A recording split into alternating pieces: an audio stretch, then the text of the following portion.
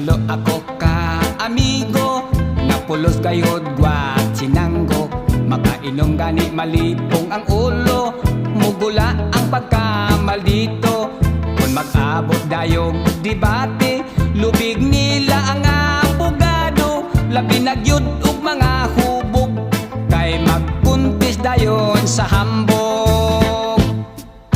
Sa kinambog kay magdaog ta, ako waray hilonggo ka, ug Cebuano sabsiya.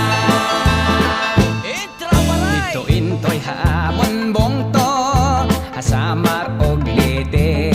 Ako kadla ang pinakariko, nga pensyonado kanyo.